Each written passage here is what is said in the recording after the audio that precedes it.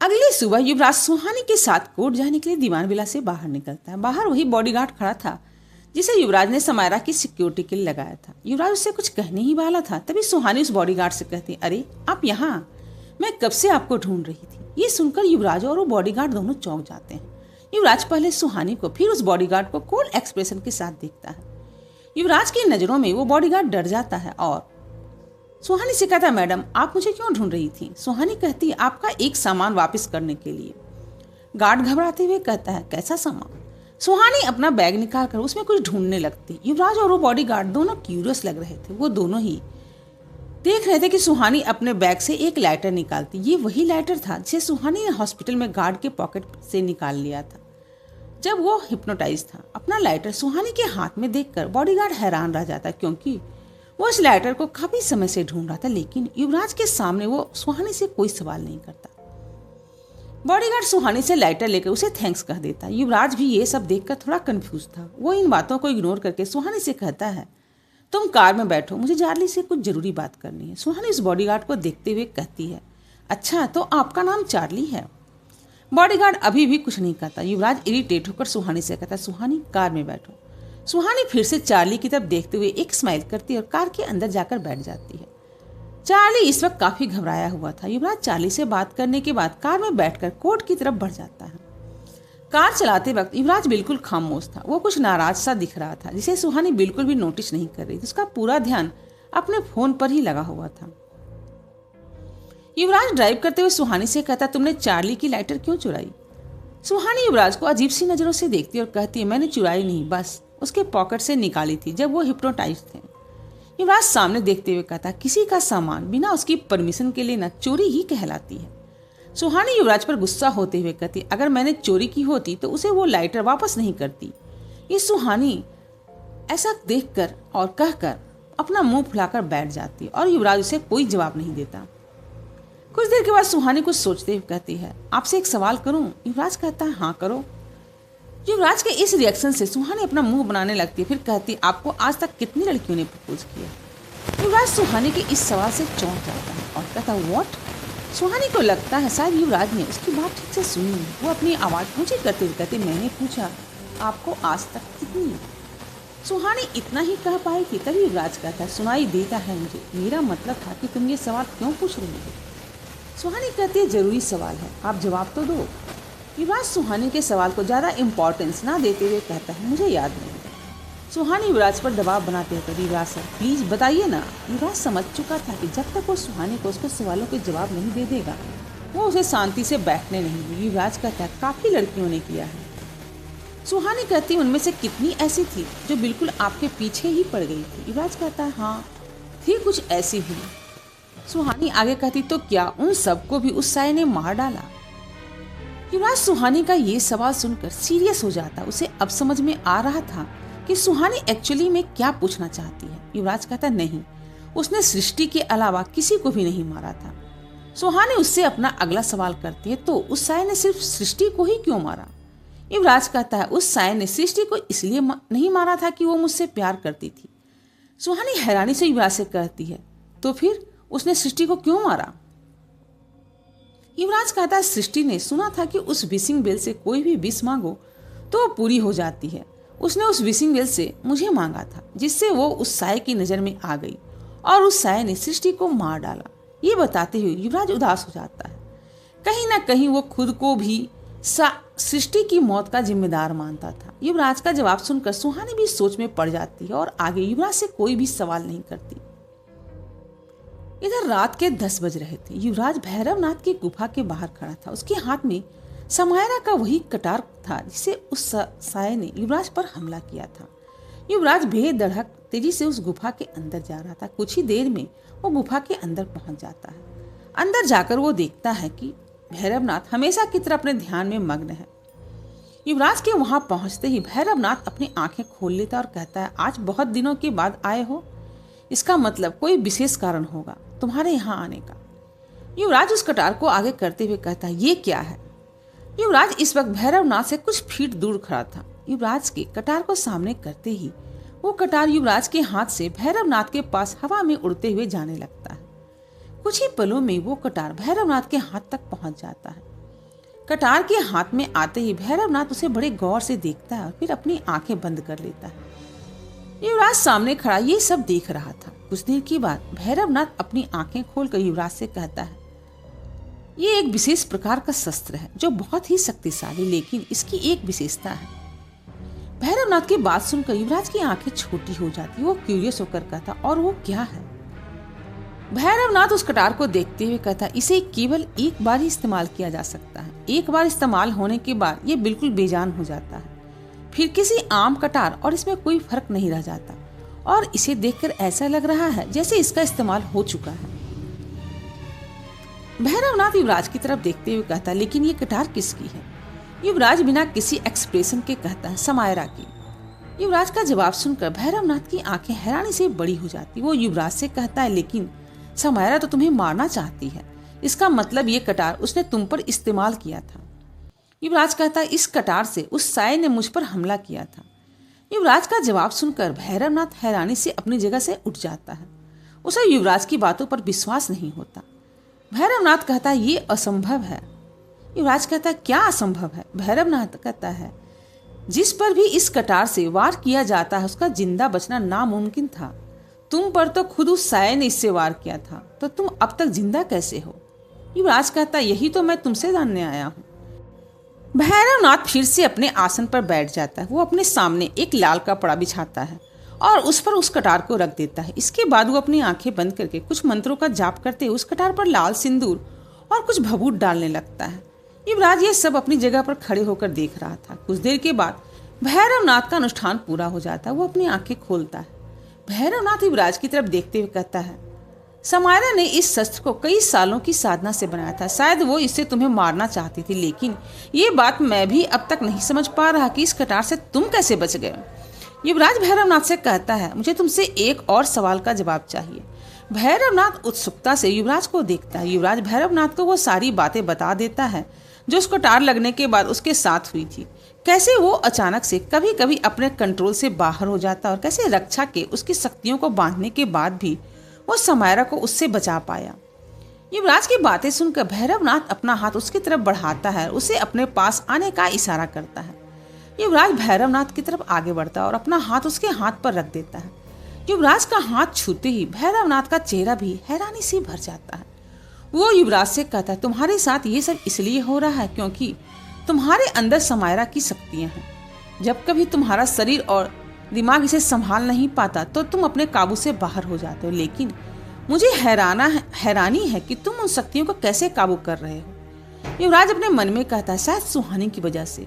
युवराज को इस बात का पहले से ही अंदाजा था, क्योंकि पिछले कुछ दिनों से वो अपने अंदर जो महसूस कर रहा था वो पहले से बिल्कुल अलग था। युवराज कहता, लेकिन समायरा की शक्तियां मुझ में कैसे आ सकती हैं? भैरवनाथ उस कटार को देखते हुए कहता, इस कटार की वजह से। युवराज भी नीचे रखे उस कटार को देखते हुए कहता, इस कटार की वजह से? भैरवनाथ युवराज को समझाता, हाँ, इस कटार की वजह से। वो कटार समायरा के सालों की साधना से बना था। उसमें बहुत सारी शक्तियां थी। जब वो कटार तुम्हारी जान नहीं ले पाया तो तुम्हारे शरीर ने उसकी सारी शक्तियां अपने अंदर खींच ली और इस तरह से समायरा की बहुत सी शक्तियां तुम्हारे शरीर में आ गईं।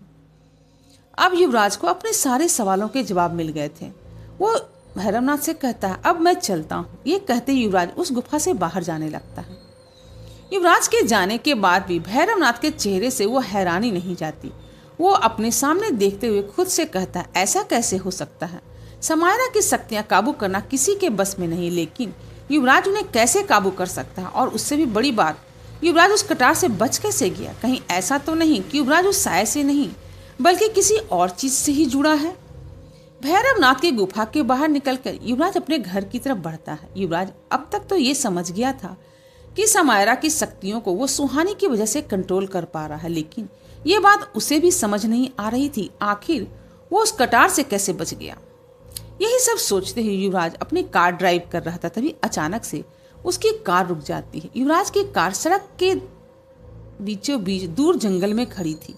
ये युवराज कार से बाहर निकलता और बोनट खोलकर उसे चेक करने लगता है। युवराज को कार के सारे पार्ट्स बिल्कुल ठीक लग रहे थे। वो कुछ सोचते हुए कहता है, सब कुछ तो ठीक है, फिर ये कार बंद कैसे हो गई? तभी युवराज के सर में अचानक से बहुत तेज दर्द होता है और वो अपने दोनों हाथों से अपना सर पकड़कर घुटने के बल बैठ जाता है। युवराज के दर्द सहने की क्षमता किसी नॉर्मल इंसान से भी कहीं ज्यादा थी, लेकिन ये दर्द तो युवराज से भी सहन नहीं हो रहा था। कुछ ही देर में युवराज के सर के साथ साथ उसके पेट में भी वही दर्द होने लगता है। धीरे धीरे ये दर्द युवराज के पूरे शरीर में फैल जाता और वो दर्द से जमीन पर गिर जाता है। दूसरी तरफ समायरा भी अपने बेड पर लेटे हुए बेचैनी से छटपटाने लगती है। अर्नब उसके पास जाता है और उसका हाथ पकड़कर उसे संभालने की कोशिश करता है, लेकिन इससे कोई फायदा नहीं होता। अर्नब घबराकर डॉक्टर को कॉल करता और फिर से समायरा को हैंडल करने की कोशिश करने लगता है। इधर युवराज जमीन पर पड़ा दर्द से छटपटा रहा था। वो समझ गया था कि उसके साथ ये क्या हो रहा था। युवराज दर्द में चीखते हुए कहता है, कौन हो तुम और मुझसे क्या चाहते हो?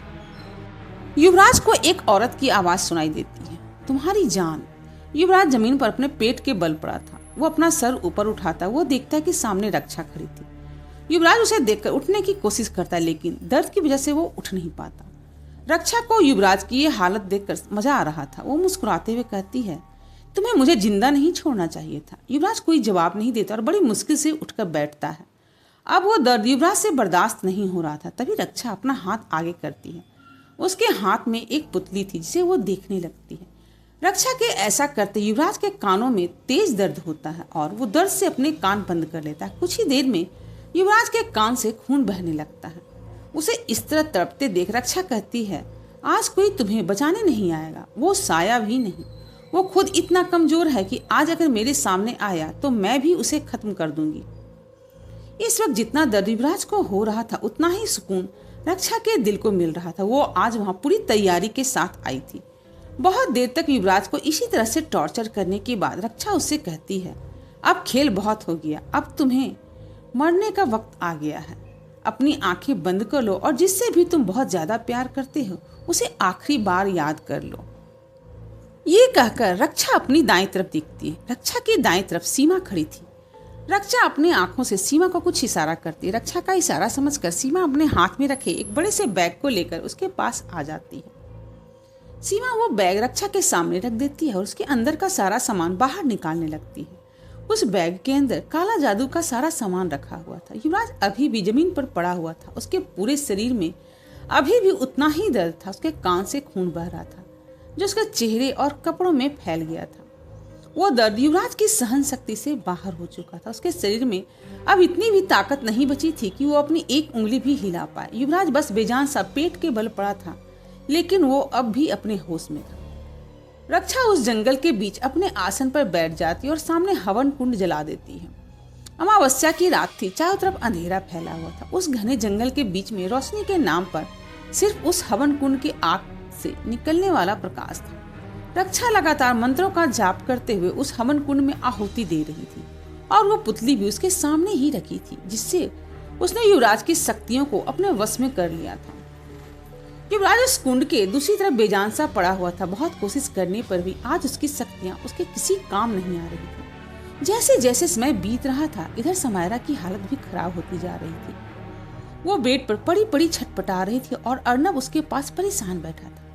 वो बार बार डॉक्टर को कॉल किए जा रहा था, लेकिन अर्नब का घर हॉस्पिटल से दूर होने की वजह से डॉक्टर को उसके घर आने में वक्त लग रहा था।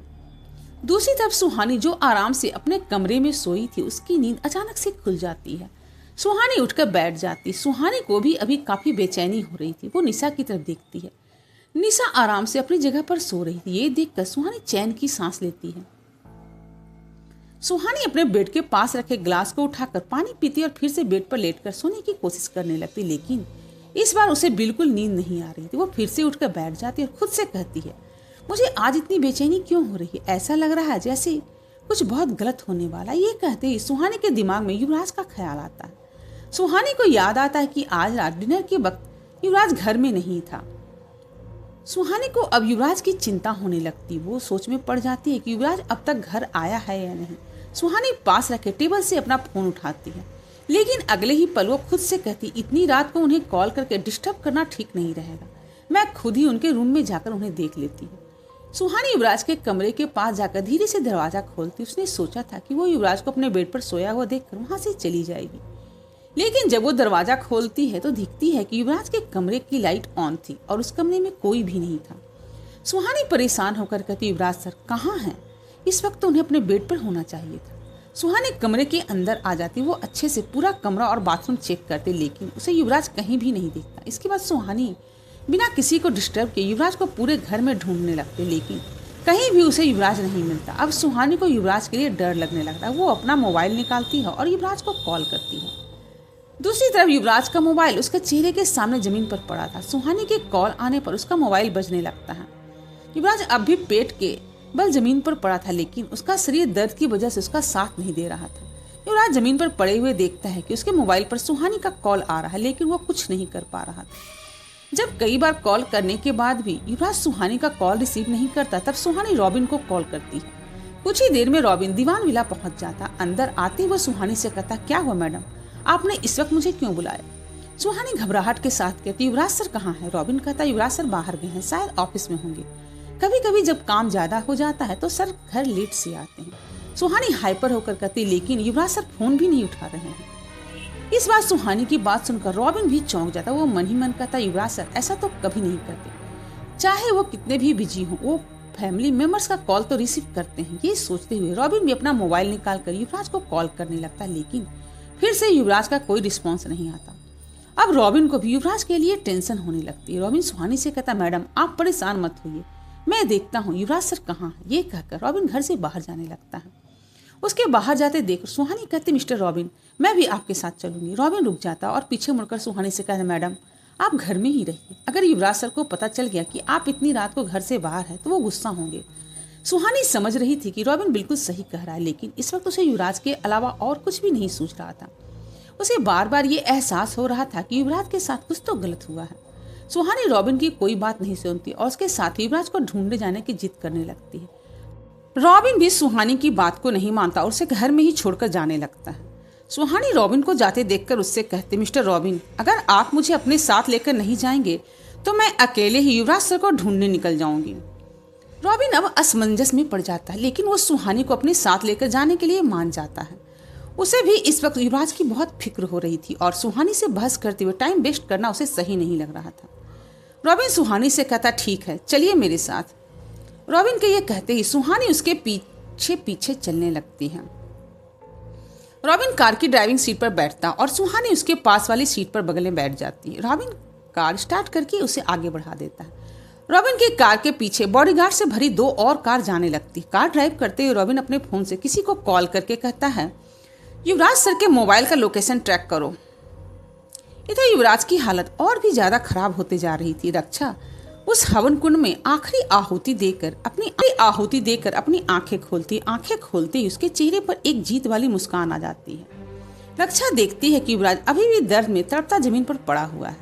उसे देखते हुए रक्षा कहते, बस तुमने अब बहुत दर्द सह लिया, अब वक्त आ गया है कि मैं तुम्हें इस दर्द से हमेशा के लिए आजाद कर दूं। युवराज रक्षा की बातें साफ साफ सुन पा रहा था, लेकिन कुछ कर नहीं पा रहा था। अब उसकी पलकें भी भारी होने लगी थी। उसे ऐसा लग रहा था जैसे कोई चीज उसके शरीर को जकड़ती जा रही है। रक्षा अपने सामने एक लाल कपड़े के ऊपर रखे खंजर पर सिंदूर लगाती है और अगले ही पल उसे हाथ में लेकर अपनी जगह से उठ जाती है। अब युवराज की आंखें बंद होने लगती, जिस वजह से वो रक्षा को साफ साफ देख नहीं पा रहा था, लेकिन उसे रक्षा के कदमों की आहट सुनाई दे रही थी जो धीरे धीरे उसकी तरफ ही बढ़ रही थी। कुछ ही देर में रक्षा युवराज के पास पहुंच जाती और युवराज को अपने एक हाथ से पलटकर जमीन के बल लिटा देती है। वो देखती है कि अब युवराज की सांसें भी धीमी हो चुकी थी। रक्षा युवराज के पास अपने घुटने के बल बैठ जाती और मुस्कुराते हुए उससे कहती है, इस दिन का मैंने सालों से इंतजार किया है। आज मैं तुम्हें खत्म करके तुमसे तुम्हारी सारी शक्तियां ले लूंगी। ये कहकर रक्षा युवराज के दिल को निशाना बनाते हुए उस खंजर से वार कर देती है। जैसे ही वो खंजर युवराज के सीने को छूने वाला होता है, तभी रक्षा के हाथ रुक जाते हैं। ये देखकर रक्षा हैरान रह जाती है। वो फिर से अपने हाथ पीछे करती है और युवराज के सीने पर वार कर देती है, लेकिन फिर से उस खंजर के युवराज को छूने से पहले ही रक्षा का हाथ वहीं रुक जाता है। ऐसा लग रहा था जैसे कोई रक्षा को युवराज की जान लेने से रोक रहा हो। रक्षा अब अपना हाथ फिर से पीछे लेने की कोशिश करती, लेकिन इस बार उसका हाथ युवराज के ऊपर से हिल भी नहीं पाता। युवराज अपनी धुंधली आंखों से ये सब देख रहा था। रक्षा युवराज के पास ही अपने घुटने के बल बैठे जोर से चीखते हुए कहती है, कौन हो तुम? लेकिन रक्षा को अपने सवाल का कोई जवाब नहीं मिलता। अगले ही पल रक्षा का हाथ युवराज के सीने से अपने आप पीछे जाने लगता और रक्षा पीछे की तरफ इस तरह से गिर जाती है जैसे उसे किसी ने धक्का दिया हो। जमीन पर गिरते ही उसे अपने सामने एक औरत दिखती है। युवराज भी अपनी धुंधली आंखों से उस औरत की ओर देखता है और हैरान रह जाता है। वो और कोई नहीं, पद्मिनी सिंघानिया थी। रक्षा पद्मिनी को नहीं जानती थी। उसे देखकर रक्षा डर जाती और हकलाते हुए उससे कहती, कौन हो तुम और इसे क्यों बचाना चाहती हो? पद्मिनी का चेहरा बिल्कुल शांत था, लेकिन उसकी आंखें गुस्सा था। पद्मिनी रक्षा के सवालों का कोई जवाब नहीं देती। वो रक्षा को एक अजीब सी नजरों से घूरने लगती है। पद्मिनी के सामने रक्षा की ये हालत देखकर सीमा वहां से भाग जाती है। पद्मिनी एक नजर युवराज को देखती है, जिसका शरीर अब पस्त हो गया था। पद्मिनी अपनी नजर उस हवन कुंड की तरफ करते हुए अपना एक हाथ उसी तरफ बढ़ा देती है। पद्मिनी के ऐसा करते ही रक्षा की बनाई पुतली हवा में उड़ते हुए पद्मिनी के हाथ में आ जाती है। ये वही पुतली थी जिससे रक्षा युवराज को अभी तक टॉर्चर कर रही थी। पद्मिनी उस पुतली को अपने चेहरे के सामने रखते हुए एकटक दिखती है। पद्मिनी के ऐसा करते ही वो पुतली कुछ ही पलों में राख में बदलकर हवा में उड़ जाती है। उस पुतली के राख में बदलते ही युवराज के शरीर में होने वाला दर्द बिल्कुल खत्म हो जाता है, लेकिन रक्षा के किए टॉर्चर की वजह से उसके शरीर की ताकत अब तक खत्म हो चुकी थी। जब युवराज को अपने शरीर का दर्द कम होता हुआ महसूस होता है, तब वो उठकर बैठने की कोशिश करता है। दूसरी तरफ पद्मिनी रक्षा की तरफ बढ़ती है और रक्षा उससे डरकर जमीन पर बैठे हुए ही धीरे धीरे पीछे खिसकने लगती है। वो पीछे जाते हुए कहती है, कौन हो तुम और इसे क्यों बचाना चाहती हो? रक्षा के चेहरे पर इस वक्त मौत का खौफ साफ साफ दिख रहा था। वहीं पद्मिनी के चेहरे पर कोई एक्सप्रेशन नहीं थे। उसे देखकर ये कोई भी नहीं बता सकता था कि वो रक्षा के साथ क्या करने वाली है। रक्षा पद्मिनी को देखते हुए उन सारे मंत्रों का इस्तेमाल कर रही थी जिन्हें वो जानती थी, लेकिन उसके किसी भी मंत्र का पद्मिनी पर कोई असर नहीं हो रहा था। रक्षा अपनी सारी शक्तियां लगाकर भी पद्मिनी का कुछ भी नहीं बिगाड़ पा रही थी। ये देखकर रक्षा दंग रह गई। वो पीछे खिसकते हुए घबराहट भरी आवाज में पद्मिनी से कहती, मैं पूछती हूँ, कौन हो तुम पर मेरी शक्तियों का कोई असर क्यों नहीं हो रहा है? पद्मिनी रक्षा के सवाल पर बिल्कुल ध्यान नहीं देती। वो अपने शांत चेहरे और गुस्से से भरी आंखों से रक्षा को देखते हुए कहती है, मुझे बिल्कुल भी पसंद नहीं कि कोई मेरी चीज पर नजर डाले। तुम्हारी हिम्मत भी कैसे हुई कि तुमने युवराज को मारने की कोशिश की? अब दर्द से रक्षा की वही हालत हो चुकी थी जो कुछ देर पहले युवराज की थी। वो अभी अपना शरीर अपनी जगह से हिला नहीं पा रही थी। युवराज जमीन पर पड़ा ये सब देख रहा था। अब वो धीरे धीरे उठने की कोशिश करता है। पद्मिनी रक्षा के पास आकर खड़ी हो जाती है। रक्षा को पद्मिनी में अपनी मौत दिखाई पड़ रही थी। पद्मिनी की नजर रक्षा के पास खड़े उस खंजर पर पड़ती जिसे वो युवराज को मारने वाली थी। पद्मिनी के देखते ही देखते वो खंजर हवा में उड़ता और रक्षा के गले के पास आकर रुक जाता है। ये देखकर रक्षा और भी ज्यादा डर जाती है। डर के कारण उसके मुंह से कोई आवाज नहीं निकलती, लेकिन उसकी आंखों से आंसू बहने लगते हैं। रक्षा खौफ के साथ पद्मिनी को देखते हुए ना में अपना सर हिलाती है, जैसे वो पद्मिनी से उसको ना मारने की भीख मांग रही हो। रक्षा की ऐसी हालत देखकर भी पद्मिनी के चेहरे पर कोई भाव नहीं आता। अगले ही पल वो खंजर रक्षा के गर्दन को काटकर नीचे गिर जाता है। अचानक से रक्षा की सांसें रुक जाती है और उसका शरीर छटपटाने लगता है। रक्षा को छटपटाते देख पद्मिनी की आंखों में चमक आ जाती है। युवराज अब तक उठकर जमीन पर बैठ चुका था। वो खामोशी से रक्षा को देख रहा था। उसकी आंखें बता रही थी उसे रक्षा के लिए बहुत बुरा लग रहा था। कुछ देर छटपटाने के बाद रक्षा अपना दम तोड़ देती है। रक्षा के दम तोड़ते ही युवराज डिसअपॉइंटेड होकर अपनी आंखें बंद कर लेता है। जैसे ही रक्षा अपना दम तोड़ती है, समायरा भी शांत हो जाती है और अचानक से उसकी आंखें खुल जाती है। समायरा के ऐसे अचानक से होश में आने पर उसके पास बैठा अर्नब हैरान रह जाता है। होश में आते ही समायरा उठकर बैठ जाती है और बिना पलके झपकाए सामने देखने लगती है। अर्नब घबराहट के साथ कहता है, समायरा।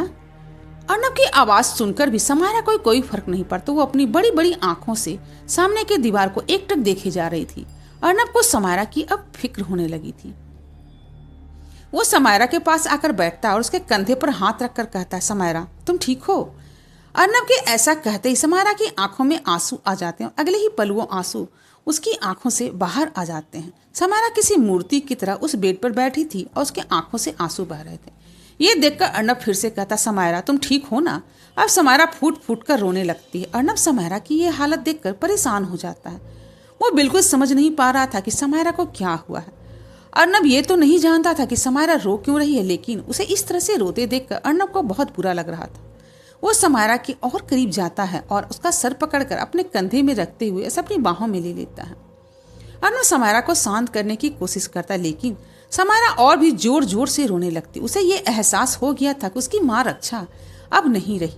अपनी माँ रक्षा के इरादों से अनजान समायरा उससे बहुत प्यार करती थी और रक्षा के अलावा उसका इस दुनिया में कोई था भी तो नहीं। उसकी जिंदगी का मकसद ही रक्षा का बदला लेना था, लेकिन अब रक्षा ही समायरा की जिंदगी में नहीं रही। इस बात से समायरा को पूरी तरह से तोड़कर रख दिया था। इधर रक्षा की सांसें रुकते ही पद्मिनी के चेहरे पर हल्की मुस्कान आ जाती। वो रक्षा के सर के पास पहुंचती है और अपना हाथ उसके सर के ऊपर हवा में रखती है। पद्मिनी के ऐसा करते ही रक्षा के चेहरे पर आग लग जाती है। पद्मिनी धीरे धीरे रक्षा के सर से होते हुए पैरों की तरफ बढ़ने लगती है।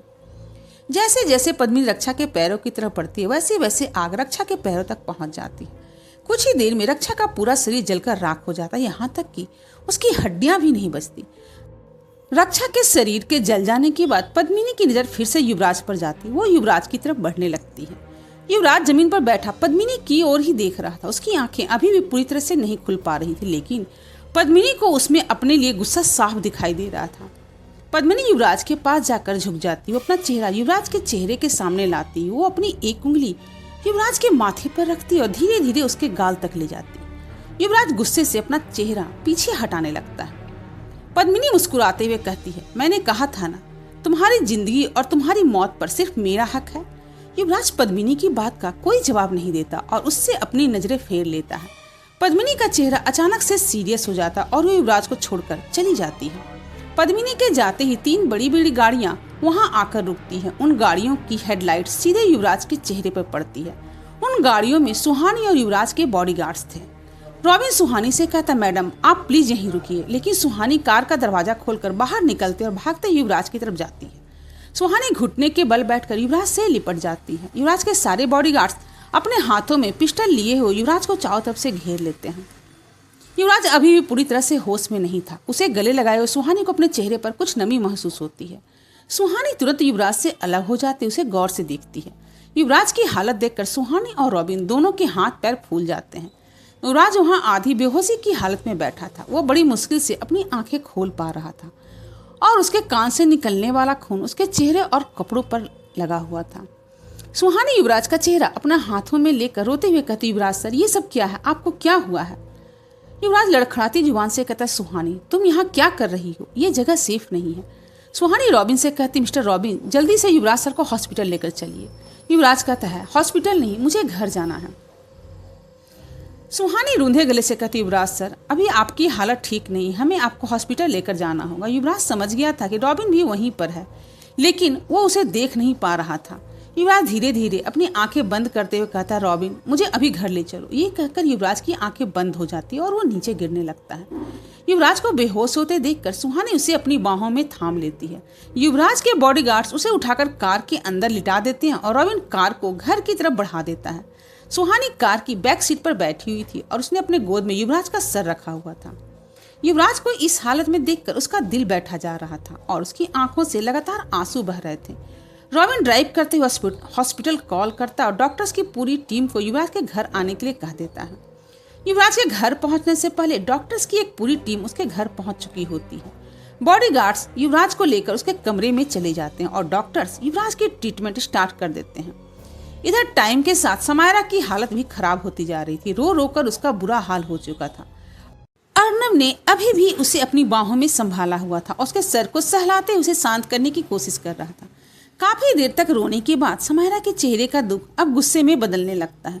वो खुद को अर्नब से अलग करते हुए बेड से नीचे उतरने लगती। जैसे ही समायरा अपना पहला कदम आगे बढ़ाती, वो लड़खड़ाकर गिरने लगती। समायरा को गिरते देखकर अर्नब तुरंत ही उसके पीछे से उसकी कमर पकड़कर उसे गिरने से बचा लेता है।